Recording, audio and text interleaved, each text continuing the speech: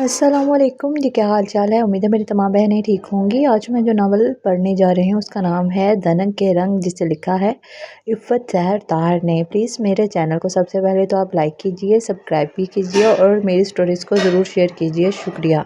چلے جی، میں پڑھنا سٹارٹ کرتی ہوں۔ اردو دانوں میں منگنی کیا ہوئی، فائقہ نے بلا جھجک اردو ادب کی بے ادبی کرنی شروع کر دی، بلکہ اردو کے ساتھ منہ ماری کہیں تو زیادہ بہتر ہوگا۔ لو جی، اظفر علی طلاق دے چکے اور شائستہ واحدی طلاق لے چکی۔ زرمینہ نے میگزین کی تازہ ترین خبر ہم تک پہنچائی، مگر ان دونوں نے ایک دوسرے سے شادی کی ہی کب تھی؟ میں نے تحیر سے پوچھا۔ بھلا ہر ماہ باقاعدگی سے خواتین اور شوہر ڈائجسٹ پڑھتے، کوئی نئی خبر ہم سے چوک جائے، یہ ناممکن تھا۔ اوئے الو، مطلب یہ کہ اصفر نے سلمیٰ کو 9 سال پہلے طلاق دے دی، دونوں بچوں کے ہوتے دوسری شادی کر لی، اور ادھر بیچاری چائلڈ میرج کیس شائستہ واحدی، جو صبح صبح لوگوں کو بہترین زندگی گزارنے کے فری مشورے دیتی ہیں، اپنے 3 بچوں کی پرواہ کیے بغیر محض شہرت کے نشے کو پورا کرنے کے لیے اپنے شوہر سے طلاق لے لی۔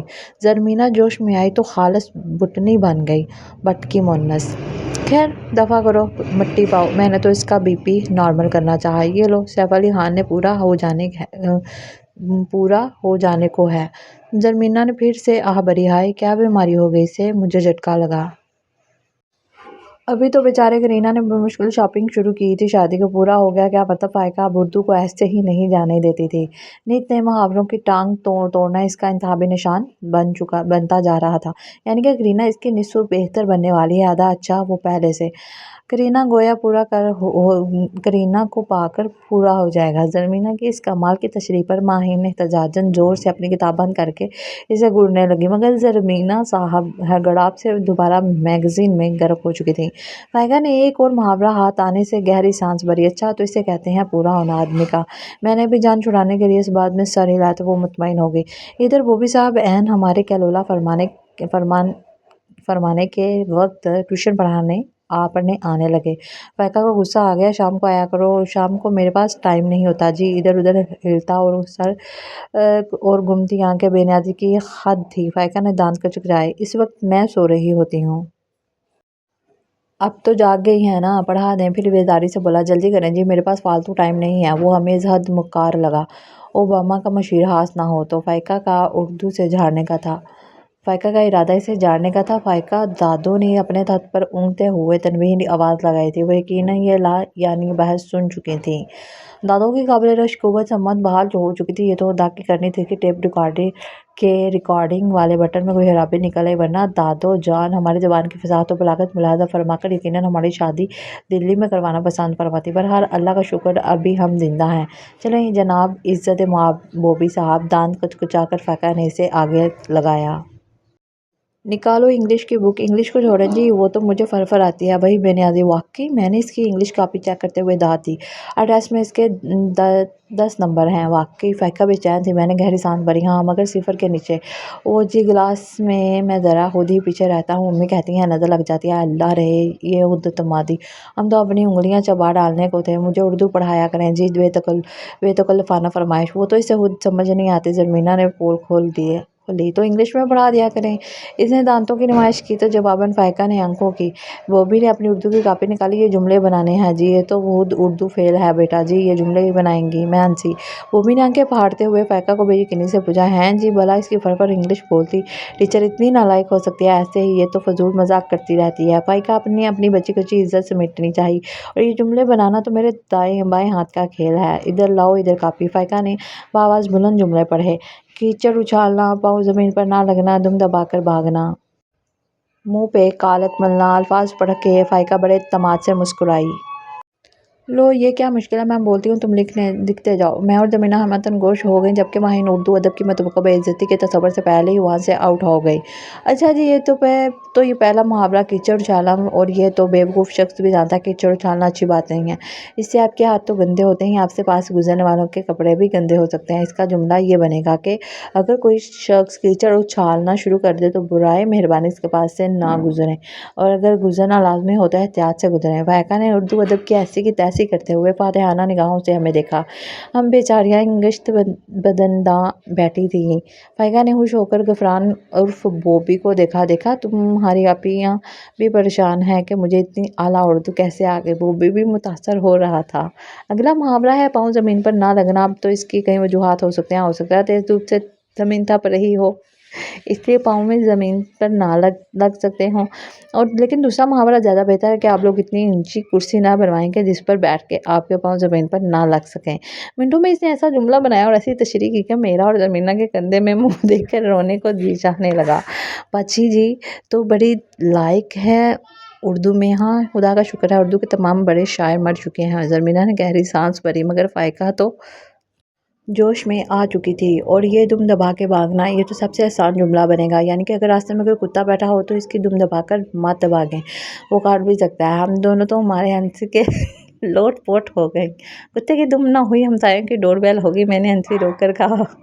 عمران عباس سے منگنی راز آ رہی ہے مجھے، کیسے فرفر اردو آ گئی ہے مجھے، وہ اتر آئی۔ منہ پہ کالک ملنا، خیر اس کی کئی وجوہات ہو سکتی ہیں۔ ہو سکتا ہے لوگ غریب ہوں، ان کے پاس منہ پہ لگانے کے لیے کریم نہ ہو، تو انہوں نے منہ پہ کالک ہی ملنا شروع کر دی۔ اور اس آخری تشریح پر تو ہم دونوں سر پکڑ کر بیٹھ گئے۔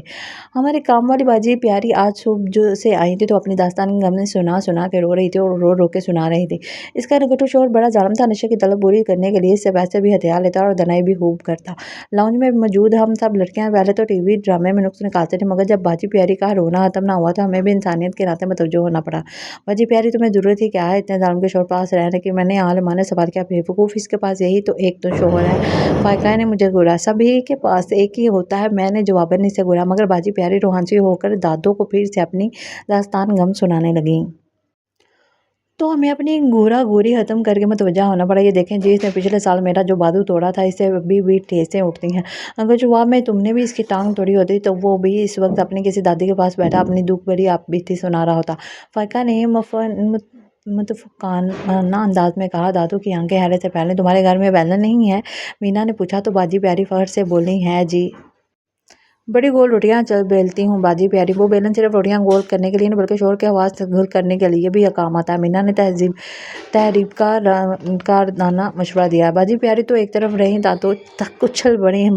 ہائے حواس میں تو تم مینا کی بچی اٹھاؤ چھڑی میں مینا بدک کے دور ہٹی۔ تو ابھی پچھلے دنوں مشہور ٹی وی چینل پہ ایک خاتون وزیر نے بھی یہی مشورہ دیا تھا، اسے تو کسی نے کچھ نہیں کہا تھا، وہ منہ بنا کے بولی۔ اس لیے تو کہتی ہوں اس شیطانی ڈبے ٹی وی سے دور رہا کرو، کبھی جو اچھی بات سیکھی ہو اس سے۔ وہ تلبلا کر بولی تو ماحول بگڑتا دیکھ کر باجی پیاری چپکے سے نکلی، اور پھر ہم سب کو بھی لاؤنج پدر ہونا پڑتا۔ فائقہ کی نیا ڈوبتے بچی جی ہاں وہی، محاوروں کی ٹانگ توڑنے کی پاداش میں اتنی بے خوفی سے اردو کے ساتھ منہ ماری کا کوئی تو نتیجہ نکلنا ہی تھا۔ عمران عباس کے آپا بھی کا فون آیا تھا تو فائقہ بی بی کھل اٹھیں۔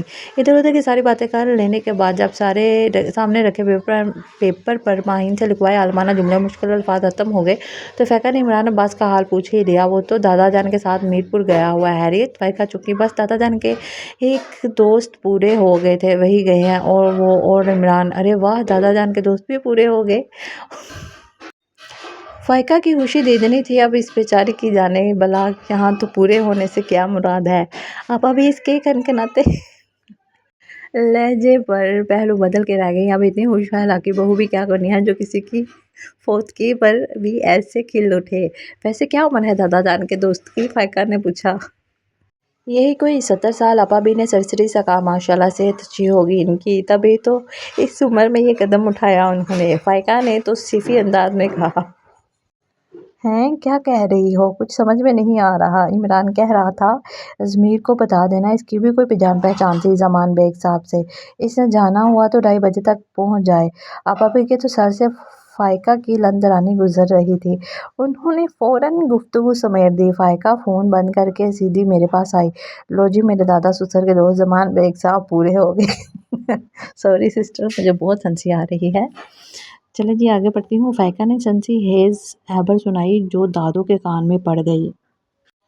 انا للہ و انا الیہ راجعون، دادو نے بآواز بلند کہا تو ہم سب نے ان کی تقلید کی۔ فائقہ نے ایک جھام پر مجھے اور ایک ماہین کو رسید کیا اور مینا کو گھورتے ہوئے بولی، بے وقوفو، میں نے ان کے مرنے کی خبر نہیں سنائی، پورے ہونے سے مراد وہ بھی کسی کے نصف بہتر ہو گئے ہیں، 70 سال کی عمر میں شادی کر رہے ہیں۔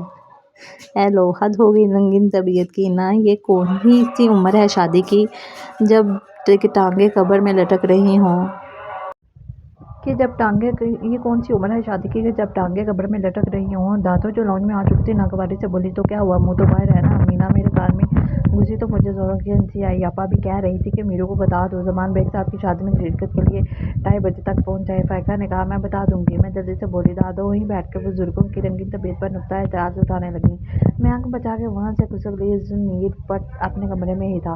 میں نے میرو کے کمرے کے سامنے کھڑے ہو کر پہلے سانس معمول پر لانے کی مشق کی۔ دل پہ ہاتھ رکھا تو وہ بے تحاشا تیزی سے دھڑک رہا تھا۔ پہلے تو میں گھبرائی، پھر فوراً یہ خیال آیا کہ دل کے دھڑکنے پر پریشان ہونے کا کیا مطلب۔ پریشانی تو تب ہے جب دھڑکن رک جائے۔ بہرحال میں نے دروازہ ناک کیا۔ اندر سے اجازت ملنے پر دروازہ کھول کر اندر داخل ہوئی تو وہ شگون میں بسا کہیں جانے کو تیار ہو رہا تھا۔ آئینے کے سامنے کھڑا بال بناتا ہوا شاید زمان بیگ صاحب ہی کی شادی میں شرکت کے لیے جا رہا تھا۔ مبارک ہو۔ میں نے دوستانہ انداز میں گفتگو کا آغاز کیا۔ اس نے آئینے میں مجھے حفیظ سا گھورا۔ میری کون سی لاٹری نکل آئی ہے؟ عمران عباس کی آپی کا فون آیا تھا۔ میں نے ان لمحوں کو طویل کرنا چاہا تو ان کا فون کون سا مریض سے آیا جو مشن کی کامیابی کی مبارکباد دے رہی ہو۔ ہائے یا اللہ، کریلا بھی اس شخص سے تھوڑا میٹھا ہی ہوگا۔ میں کٹ کر رہ گئی۔ وہ بال بنا کر میری طرف پلٹتے ہوئے سپاٹ لہجے میں بولا، اب 2 منٹ میں سیدھی بات بتاؤ، یہ پہلیاں مجھے نہیں پسند۔ مجھے بھی سیدھا ہوتے 2 منٹ نہیں لگے تھے، فر بتا دیا۔ آپا بھی کہہ رہی تھی کہ زمان بیگ صاحب کی شادی ہے، میرو کو کہنا 2:30 بجے تک پہنچ جائے۔ واٹ؟ وہ تو جیسے اچھل ہی پڑا بے یقینی سے بولا۔ وہ تو بستر مرگ پر پڑے تھے۔ کس کے بستر پر پڑے تھے؟ میں ہونک ہوگی۔ بے وقوف، وہ تو سخت بیمار تھے، تو اسی لیے شادی کا سوچا ہوگا نا، کوئی دیکھ بھال کرنے والی آ جائے گی۔ میں نے سمجھداری دکھائی مگر وہ بے یقینی کی کیفیت میں تھا۔ Are you sure? ہاں، میں نے خود اپنے ان گنہگار کانوں سے سنا ہے، فائقہ بتا رہی تھی۔ میں نے پرزور انداز میں یقین دلانے کی کوشش کی تو وہ مجھے گھورنے لگا۔ مگر مجھے ذرا بھی فکر نہیں ہوئی۔ جی ہاں، آتے ہوئے نفاست سے بلش آن اور مسکارا لگا کے آئی تھی۔ یوں ہی گھورتے ہوئے تھوڑا سا آگے بڑھا۔ میں شرما سی گئی۔ اس کی نگاہ میرے چہرے پر تھی۔ یہ تمہارا چہرہ اتنا بلش کیوں کر رہا ہے؟ وہ یقیناً 100 جان سے فدا ہونے کی تیاری میں تھا۔ میں لجا سی گئی۔ یوں ابل رہا ہو جیسے کسی نے تھپڑ مارے ہوں۔ اے لو، نکل گئی رومانس کے غبارے میں سے ہوا۔ میں نے سخت بدمزہ ہو کر اس کی طرف دیکھا اور منہ پھیلائے باہر نکل آئی۔ شام کو وہ دندناتا ہوا پورے گھر میں مجھے اور فائقہ کو پکار کم اور دھاڑ زیادہ کر رہا تھا۔ میں اور فائقہ گرتی پڑتی لانج میں پہنچی تو وہ سب ہی جمع تھے۔ ہاں، تو کس کی شادی ہے آبادی تھی آج؟ وہ طنزیہ لہجے میں کہتا کڑے تیوروں سے مجھے اور فائقہ کو گھور رہا تھا۔ وہ یہ فائقہ نے ہی بتایا تھا زمان بیگ صاحب کی شادی ہے اور تم بھی انوائٹڈ ہو۔ اس کے تیور دیکھتے ہوئے میں نے سچ بولنا ہی مناسب خیال کیا۔ اچھا تم بتاؤ، تمہیں کس نے یہ خبر دی تھی؟ وہ فائقہ کی طرف متوجہ ہوا۔ وہ آپی کبھی کا فون آیا تھا، انہوں نے ہی کہا تھا کہ زمان بیگ صاحب شادی فرما رہے ہیں، بلکہ بارات لیے نکل چکے ہیں۔ میرو طنز سے گویا ہوا ہے۔ تو فائقہ تذبذب کا شکار ہو گئی، پھر قدرے تفاخر سے بولی، نہیں وہ تو میں خود انٹیلیجنٹ ہوں، باقی کا اندازہ تو میں نے خود ہی لگا لیا تھا۔ آپا بھی نے تو بس اتنا ہی کہا تھا کہ زمان بیگ صاحب پورے ہو گئے ہیں۔ دادو کی آنکھیں ابل پڑیں۔ میرو لڑنے مرنے کو تیار۔ امی ابو سر پکڑ کے بیٹھ رہے۔ خود میرا دل بھی اچھل کر حلق میں آ لٹکا۔ پورے ہو گئے مطلب وہی جو مینا نے بتایا تھا، کسی کو اگر نصف بہتر مل جائے تو وہ پورا ہو جاتا ہے، یعنی مکمل۔ فائقہ کو سارا سبق یاد تھا۔ تیرا بیڑا ہی تر جائے فائقہ کی بچی۔ فائقہ کی امی یعنی چھوٹی امی نے ماتھا پیٹا۔ بے وقوف، میں نے دھڑکتے دل کے ساتھ میرو کے لش پش انداز دیکھے۔ ایسے شاندار حلیے میں وہ جنازہ اٹینڈ کر کے آ رہا تھا۔ یہ موئی انگلش میڈیم کی پڑھائی ابھی پوری ہونے کا مطلب تھا کہ فوت ہو گئی ہیں۔ دادو نے اپنی چھڑی کی نوک فائقہ کے ہاتھ میں چبوئی۔ وہ ہونک سی ہو گئی۔ انہوں نے کہا کہ دادا کے دوست پورے ہو گئے ہیں، اس نے ان کی شادی کے بینڈ بجوا دیے۔ شرم آ رہی ہے مجھے سوچ کر۔ عمران عباس کو فون کر کے میں نے میرج ہال کا پوچھا تو وہ قبرستان کا ایڈریس بتانے لگا۔ ضمیر بٹ کا کشمیری خون ابل رہا تھا۔ ہم دونوں وہاں سے کان دبا کر بھاگ گئے۔ کمرے میں جاتے ہی فائقہ نے ملک دشمن عناصر کی طرح بکھری اردو کی کتابیں اٹھا کر الماری کے نچلے خانے میں ٹھونس دی۔ توبہ، اس کٹی مطلب والی زبان سے تو اللہ ہی بچائے۔ وہ کانوں کو ہاتھ لگا رہی تھی۔ بس میں نے سوچ لیا کہ میں نے کیا کرنا ہے۔ میں نے تقریر کرنے والے انداز میں ہاتھ لہرا کر ان پانچوں کو اپنی طرف متوجہ کیا۔ وہ تو مجھے بھی پتا ہے۔ سب سے پہلے تو تم نے واشنگ مشین لگانی ہے کیونکہ آج تمہاری باری ہے۔